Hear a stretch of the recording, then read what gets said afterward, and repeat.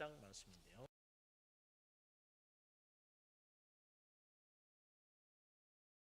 부터 28절까지 말씀입니다.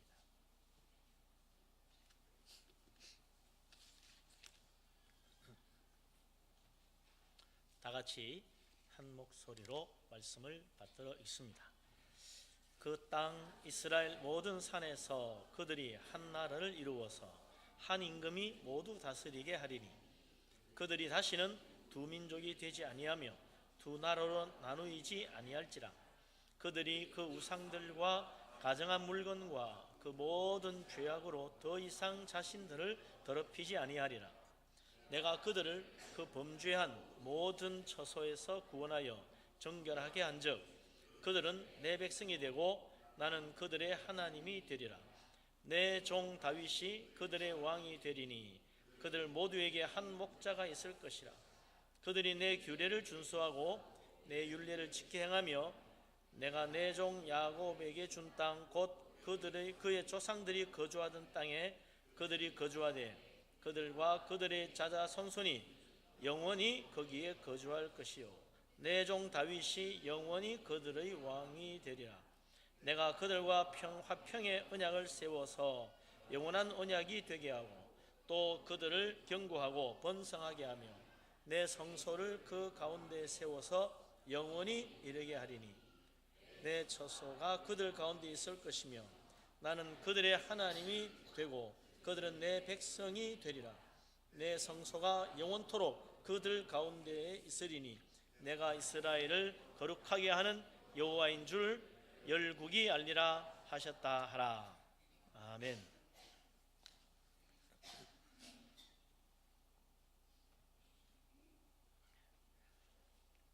12월 첫 주입니다. 12월 달 그러면 항상 성탄절, 크리스마스가 생각나지요. 지난주부터 성탄절을 준비하는 대림절이 시작됐습니다. 기독교 방송도 틀면 성탄 캐롤이 한 번씩 나와요. 그런데 이번 한 달 동안 우리 예수님 잊어버리고 살 것 같아서 걱정입니다. 왜냐하니까 탄핵 사건 때문에 온 국민 관심이 다 거기에 몰려 있는 것 같아요. 광화문 쪽으로. 예수님에게 향해야 될 우리의 마음이 광화문으로 가 있습니다. 어제 토요일 아침에 국회에서 박 대통령 탄핵 소추안을 발의했다 그래요. 오후에는 광화문에 또 사람들이 엄청나게 모여가지고 저녁 늦은 시간까지 그야말로 데모를 한 거죠. 물러가라고. 그래서 어제 탄핵 소추안이 올라갔다는데 뭐라고 돼 있나 좀 궁금하더라고요. 한번 뒤져봤습니다. 그랬더니 그 뭐 내용 다 볼 건 없고 탄핵의 사유 나와 있어요. 몇 가지가 되나 봤더니 아유 얼마나 많은지 깜짝 놀랐습니다. 박 대통령이 국가 권력 정책을 최순실에게 넘겨가지고 자기 개인 이익의 도구로 전락하게 했다. 그래서 주권자인 국민의 뜻에 의하지 않고 그걸 거스러서 행했기 때문에 국민주권주의, 대의민주주의 본질을 훼손했다. 첫 번째 죄들. 국정을 최순실 등 비선 조직에 따라 사람에 의한 인치, 자기 가까운 사람들 중심으로 행해가지고 법치 국가 원칙을 파괴하고 국무회의에서 모든 나라의 일을 결정하도록 한 규정을 위반하고 대통령의 헌법 수호, 헌법 준수 의무를 정면으로 위반했다. 또 나와요. 그 다음에는 이제 그 주위의 척건들이죠. 김종덕 문화체육부 장관, 차은택 대학 지도 교수로 해서 임명했다. 김종 문화체육부 장관 최순실이가 추천해서 됐다. 문고리 3인방 자기 척건만 세우고 그다음에 윤 전추 3급 행정관은 최순실이 헬스 트레이닝이라고 거기다 세워줬다. 차은택을 또 가깝다고 문화창조융합본부장 만들어가지고 하는 이 모든 임명들을 공무원 임명권 남용, 각종 이권 특혜 방조 조장에 대한 헌법 위반, 평등 원칙 위배 이런 것도 들어가 있어요. 추가해서 사기업에게 금융 출연을 강요하고 뇌물을 수수하고 사기업의 임원 인사 간섭하고 기업의 재산권, 개인의 직업 선택의 자유 침해하고 국가의 기본적 인권 보장 의무 저버리고 뭐 굉장히 많아요. 시장경제 질서 훼손하고 대통령의 헌법 준수 의무 위반하고 거기 더해가지고 뒤에 이제 세월호 7시간 관련 내용도 나오고요. 국가 재난 상태에서 대통령이 사실상 직무유기 상태로 있어서 국민의 생명권 보호 의무 저버렸다 등등 뇌물죄, 직권남용 권리 행사 방해죄, 강요죄, 공무상 비밀 누설죄 등 대충 보니까 20개 훨 넘습니다. 저는 한 두어 가지 죄가 있는 줄 알았지 이렇게 죄가 많아요. 탄핵 사유에는 안 나와 있는데 사실 우리 국민 마음에 제일 상하게 한 거는 거짓말한 거인 것 같아요.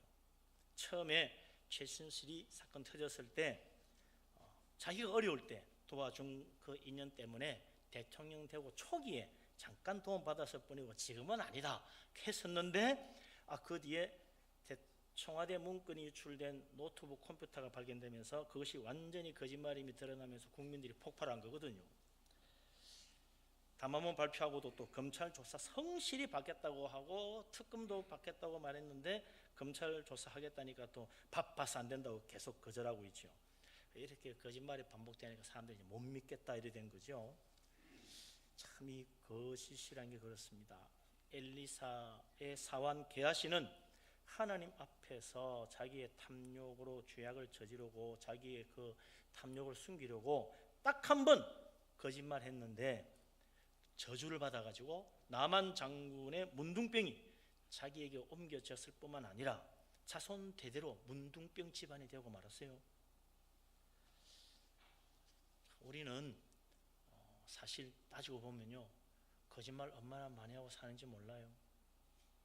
게하씨가 딱 한 번 거짓말로 이런 끔찍한 문둥병 저주 받은 거 생각하면 이 세상에 정말 하나님 앞에 바르게 설 사람 없구나 그런 생각 들잖아요. 돌아보면 대통령 주위의 여러 사람들 다 함께 죄짓고 함께 뇌물 받고 함께 참 타락한 거 아니겠어요? 모든 죄들의 크기와 상황과 형편이 다를 뿐 모양만 다르지 사실 또 이 대한민국 구석구석 뒤져보면 부정부패 없는 곳이 어디 있겠습니까? 뇌물이 오죽 성행했으면 뇌물을 금지하는 김영란 법이 다 생겼겠어요? 박 대통령 탄핵하고 물러가라고 저렇게 수백만이 모여서 소리 지르는데 과연 박 대통령만 물러가면 이 나라가 깨끗해질까? 가만 생각해 보니까요 답답해요. 그 한 사람 없어진다고 이 대한민국이 깨끗해지지 않는다는 겁니다. 지금의 그 최악의 상태는 벗어날 수 있을지 몰라도 이 나라가 정말 고쳐지겠느냐? 정치권이 이 대통령 탄핵하고 나서 과연 이 문제를 잘 해결해낼 수 있을까? 참 생각해보면 답답하고 안타깝고 정말 걱정스럽습니다. 과거 북왕국 이스라엘을 한번 보세요. 여로보암 왕이 북왕국 처음 만들어가지고 왕이 되면서부터 우상숭배, 부패, 타락, 죄악 시작됐습니다. 근데 그 나라가 멸망할 때까지 19명의 왕이 바뀌었는데 끝까지 그 우상숭배와 나라의 부정부패 해결하지 못했어요.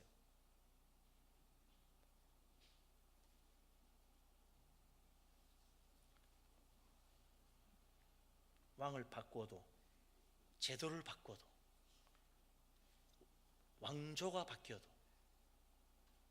이 세상의 죄악이 해결되지 않더라는 겁니다.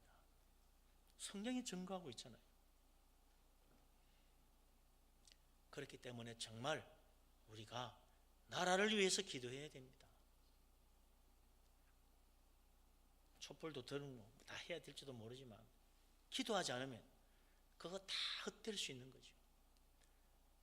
우리 하나님이 도와주지 아니하시면 그 많은 사람들의 함성과 그 추운 날 나가서 외친 것이 무슨 소용이 있겠어요? 성경의 표현대로 하면 우리나라는 지금 높은 자로부터 낮은 자까지 다 죄악 가운데 빠져 있잖아요. 작은 자로부터 큰 자까지 다 함께 더러워져 있잖아요. 기도해야 합니다. 작은 자로부터 큰 자까지 기도해야 됩니다. 나라를 위해서 정말 기도해야 됩니다. 이 나라 기도할 때 소망이 있습니다. 우리 하나님께서 기도에 응답하시고 기도에 축복하셔서 이 나라 붙들어 주지 아니하시면 어찌 이 나라가 살 길을 찾아 나갈 수 있겠습니까? 우리 하나님 은혜의 손길을 믿고 믿음으로 기도해서 이 나라에 정말 소망이 비치는 축복의 역사 이루어지기를 주의 이름으로 축원합니다. 아멘. 예. 앞으로 또 누가 정말 대통령 된다고 했을 때 이 문제 정말 제대로 해결할지, 정말 깨끗한 나라로 바꿀 수 있을지, 글쎄요, 참 그동안 돌아보니 그렇지도 않은 것 같아요. 독재 끝나고 민주화가 됐는데 부정부패가 없어졌느냐? 그건 아니더라 이거죠. 독재했던 대통령 2명이나 감옥 보냈어요. 부정부패 없어지지 않았어요. 훌륭한 대통령도 세워봤어요. 민주운동하던 사람, 심지어는 세계 노벨 평화상 받은 대통령도 세워봤지만 지금 이렇잖아요.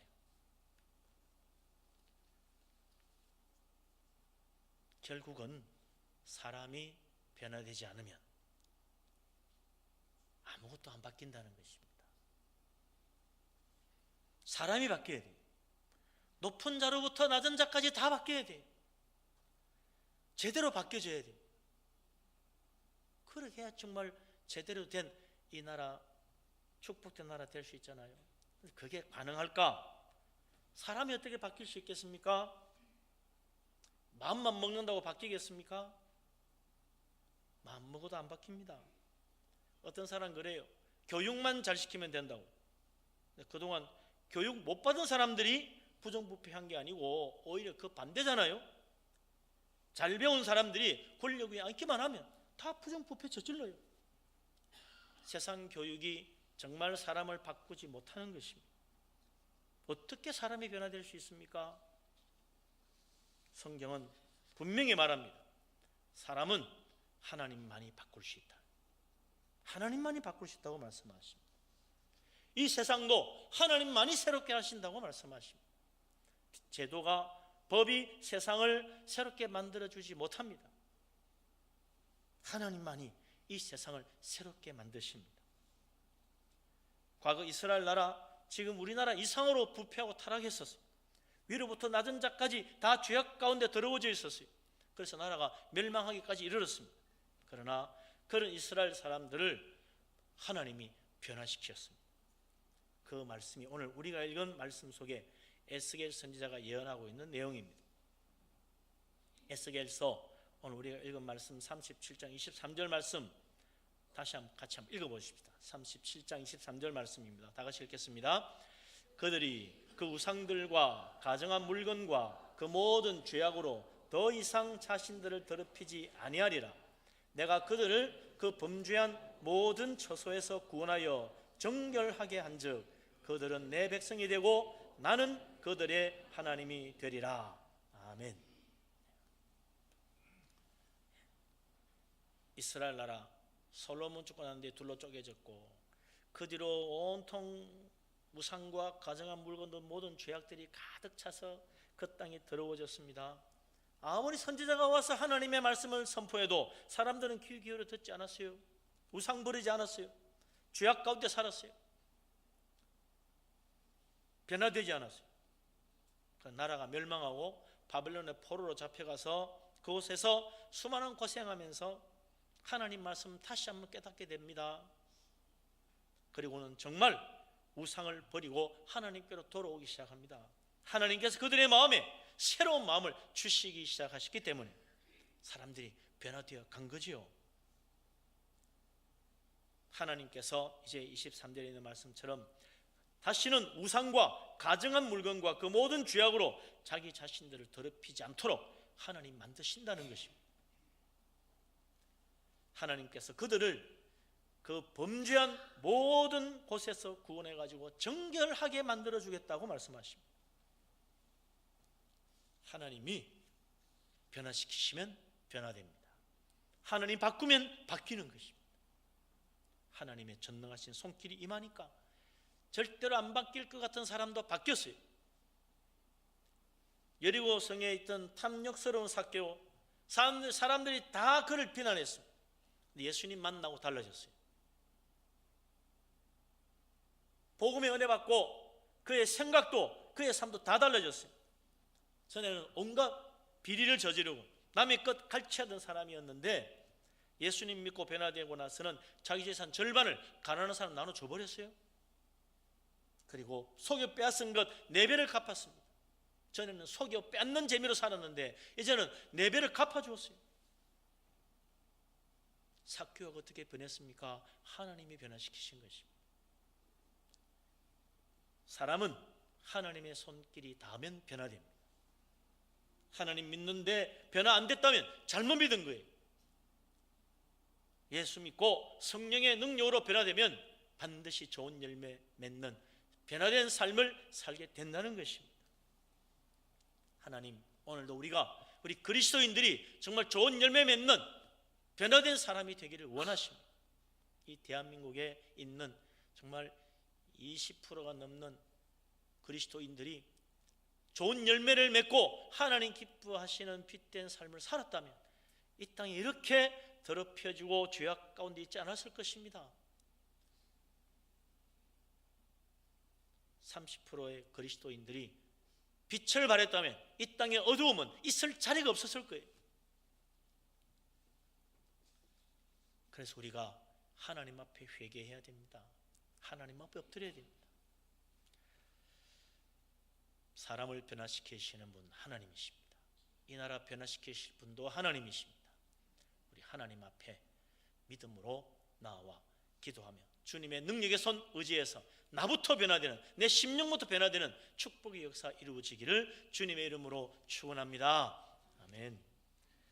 우리 하나님, 이런 놀라운 변화, 사람들을 변화시키는 놀라운 일 어떻게 이루십니까?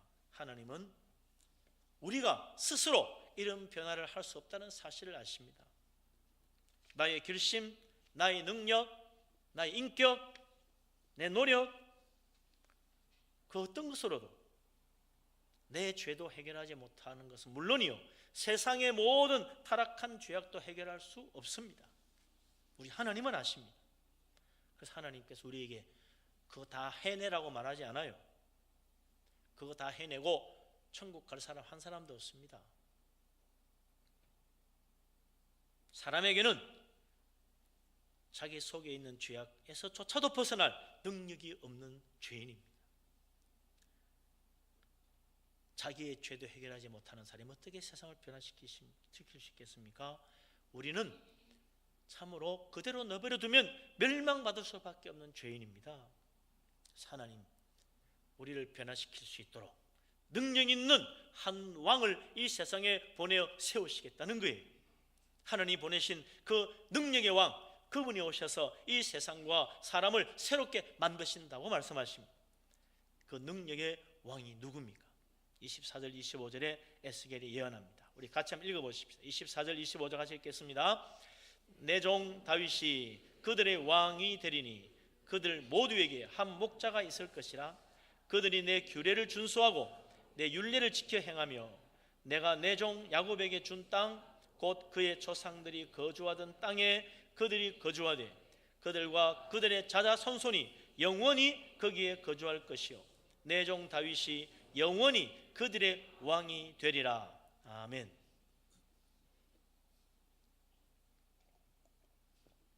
하나님 다윗을 보내어서 우리의 왕이 되게 해주겠다고 말씀합니다. 이스라엘 역사상 가장 위대한 왕 다윗, 그가 와서 하나님의 말씀대로 사는 세상 만드시겠다는 거예요. 그러나 사실 이새의 아들 다윗은 이스라엘을 통일하고 큰 제국을 만들긴 했지만 정말 하나님 말씀대로 사는 나라 만들지 못했습니다. 누가 그 일을 할 수 있겠습니까? 다윗의 자손, 다윗의 이름으로 오는 그 사람, 하나님께서 그를 세워 영원토록 하나님의 말씀대로 사는 축복의 나라 세우고 우리를 그 나라 백성 되게 만드신다고 약속하신 것입니다. 하나님께서 그 아들을 이 세상에 보내어 다윗의 자손으로 태어나게 하시는 거죠. 그래서 이 땅에 오신 분이 바로 다윗의 자손으로 마리아와 요셉의 아들로 태어난 나사렛 예수 그리스도 주님이십니다. 예수 그리스도께서 하나님이 우리에게 왕으로 세우신 바로 다윗의 자손인 거죠. 하나님의 아들이신 다윗의 자손 예수 그리스도가 탄생하신 날이 성탄절이요, 이번 이 한 달 우리가 그 주님의 탄생을 기다리는 믿음으로 기도하며 지내는 기간 아니겠습니까? 하나님 보내신 다윗의 자손, 우리의 왕이신 예수 그리스도, 그분이 우리에게 오실 때 죄 악으로 더럽혀진 내 인생도 새롭게 만들어주시고 예수 그리스도 그 주님의 다스림이 이 땅에 이루어질 때 이 나라도 하나님이 기뻐하실 만한 아름다운 나라로 변화될 것입니다. 소망은 주님께 있습니다. 이 세상을 구원하러 오신 하나님의 아들 다윗의 자손 예수 그리스도, 우리의 영원한 그 주님께 있습니다. 세상 바라보면요 아마 또 실망할 거예요. 단언할 수 있어요. 누가 대통령이 된다고 이 나라 정말 이 문제 해결할 수 있겠습니까? 지금 여당 야당 하는 거 보면 아니에요. 소망은 하나님께 있습니다. 사람 바라보고 사람 보지만 반드시 실망합니다. 이 세상에 어찌 완벽한 왕이 있으며 이 세상에 어찌 온전한 제대로 된 지도자가 나오겠습니까? 하나님의 아들 다윗의 자손 나사렛 예수 그리스도 이외에 우리의 지도자, 우리의 선생이라고 부르지 말라 그랬어요. 우리의 진정한 스승이요, 우리의 진정한 지도자는 그리스도 주님밖에 없다고 성경은 분명히 이야기하고 있습니다.